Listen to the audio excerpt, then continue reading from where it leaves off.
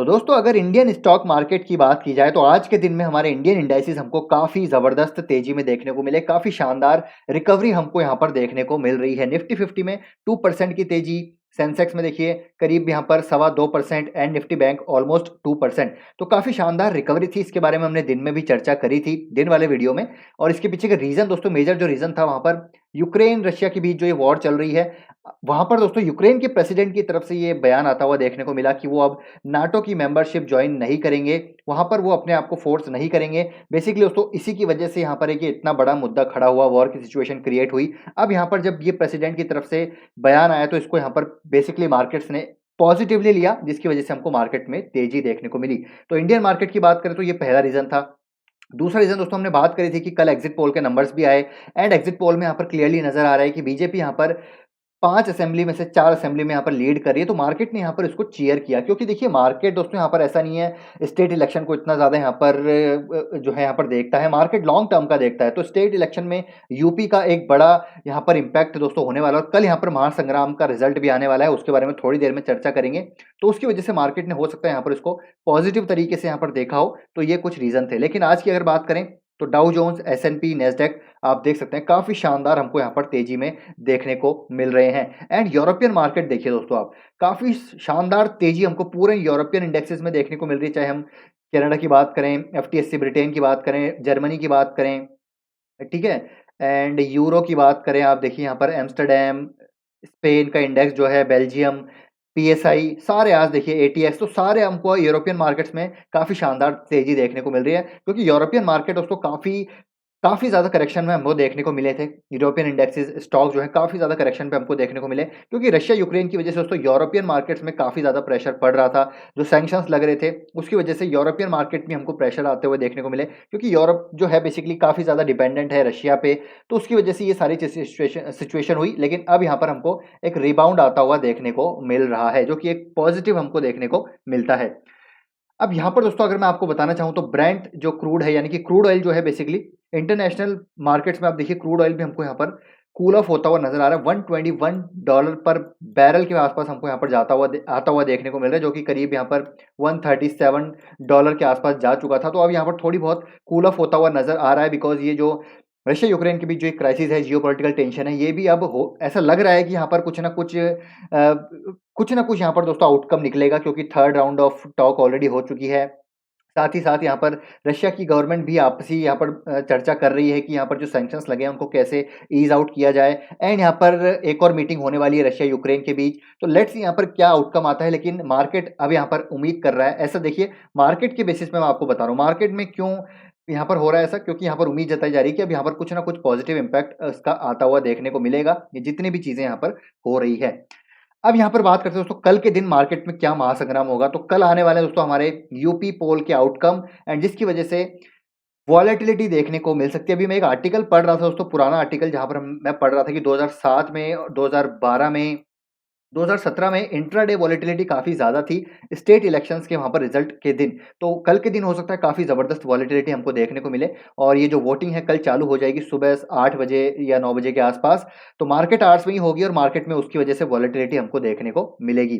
तो कल का दिन दोस्तों काफ़ी इंपॉर्टेंट है। अब देखिए यहाँ पर शॉर्ट टर्म के लिए डेफिनेटली यहाँ पर वॉलेटिलिटी रह सकती है, लेकिन लॉन्ग टर्म में यहाँ पर मार्केट को इतना कोई फ़र्क नहीं पड़ेगा। अब यूपी के जो इलेक्शन है वो क्यों इंपॉर्टेंट है, ये भी हमको समझना ज़रूरी है। देखिए दोस्तों, जैसे कि हमने एग्जिट पोल में ऑलरेडी देख ही लिया है कि बीजेपी यहाँ पर लीड कर रही है, और कल के रिजल्ट में भी यहाँ पर दिख जाएगा कि बीजेपी यहाँ पर विन करती हुई नज़र आ सकती है। लेट्स सी यहाँ पर क्या होता है, एक अज्यूम एग्जिट पोल के बेसिस पे हम यहाँ पर बात कर रहे हैं। तो यहाँ पर कल के दिन वॉलेटिलिटी रहेगी, और उसका यूपी इलेक्शन का क्यों यहाँ पर एक बड़ा आप कह सकते हैं कि रोल है, क्योंकि यूपी की बात करें दोस्तों, यूपी एक बहुत बड़ा स्टेट है। लार्जेस्ट अगर मतलब हाईएस्ट पॉपुलेशन की बात करें तो नंबर 1 स्टेट है। आई थिंक 20 से 25 करोड़ की यहाँ पर पॉपुलेशन है। तो उसकी वजह से यूपी एक इकोनॉमिकल पॉइंट ऑफ व्यू से भी इकोनॉमी पॉइंट ऑफ व्यू से भी काफ़ी एक इंपॉर्टेंट स्टेट हमको देखने को मिलता है। अगर मैं आप यहाँ पर आपको दिखाऊं तो देखिए, the economy of Uttar Pradesh is the third largest of all the states in India. And ये जो रिपोर्ट है पब्लिश की गई है ministry of statistics and programme implementation government of India.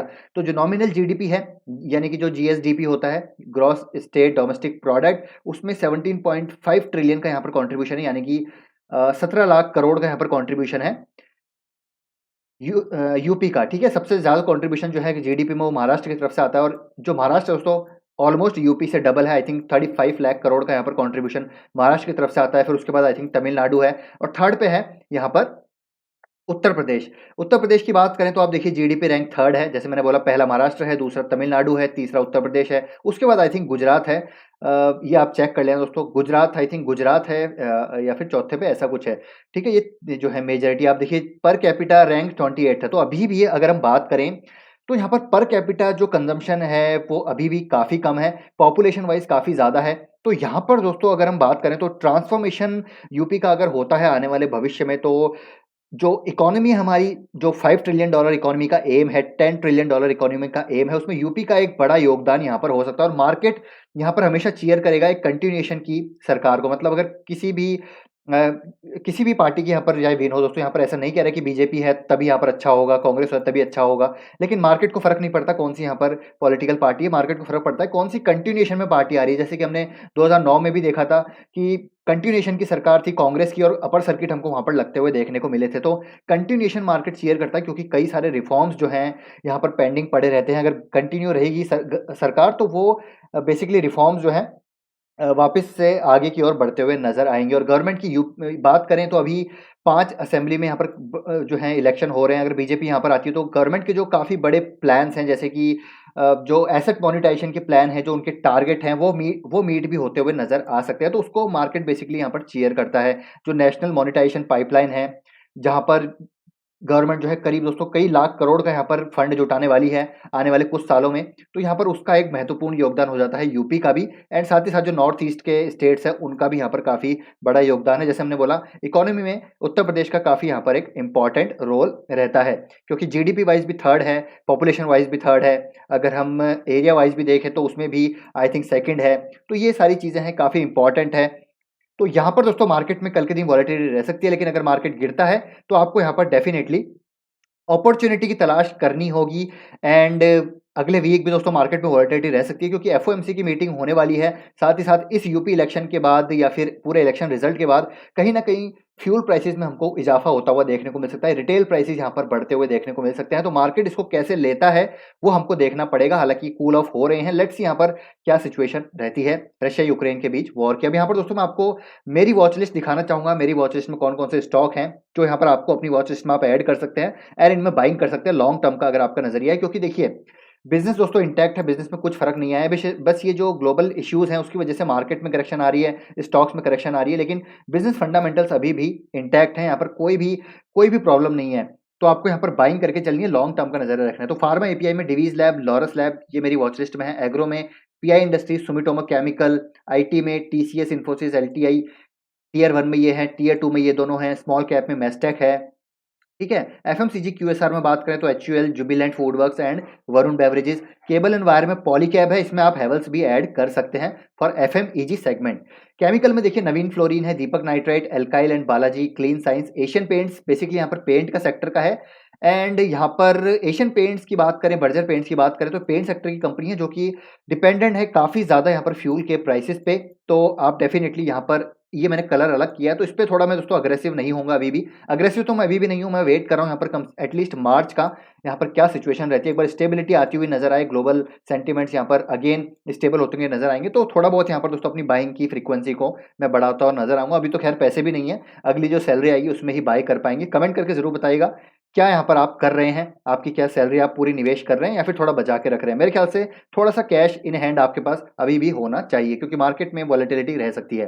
Pipe sector में एस्ट्रल पाइप, प्रिंस पाइप ये भी आप देखेंगे तो कहीं न कहीं जो क्रूड ऑयल है उस पे भी डिपेंडेंट हैं, जो पॉलीइथाइलीन है या फिर जो दूसरे रॉ मटेरियल हैं, वो भी अभी काफ़ी उनकी प्राइसेज़ इंटरनेशनल मार्केट्स में बढ़ी हुई है, तो एस्ट्रल प्रिंस पाइप पे प्रेशर है। बैंक्स में एचडीएफसी, कोटक, आईसीआईसीआई, एनबीएफसी में बजाज फाइनेंस एंड अदर में बात करें तो कैम्स, मोल्टेक, green panel, Saregama, map my India, Tarsons, Praj, Naukri, FL, India mart. तो ये स्टॉक्स अदर में हैं, तो इनमें भी दोस्तों आपकी नज़र यहाँ पर रहनी चाहिए। ये मेरी लिस्ट है जिसमें और भी स्टॉक्स हैं जो कि मेरे दूसरे पोर्टफोलियो में है। ये मेजॉरिटी ऑफ द स्टॉक्स हैं जो मेरे वॉच लिस्ट में यहाँ पर उनको मैं धीरे-धीरे ऐड कर रहा हूँ, जब पैसे आ रहे हैं। हालाँकि पैसे अब ऑलमोस्ट खत्म है, नेक्स्ट सैलरी का ही इंतज़ार कर रहा हूँ, उसके बाद दोस्तों मार्केट में सिचुएशन सही रही तो और ऐड करेंगे। तो ये है दोस्तों पूरा वीडियो एनालिसिस वीडियो।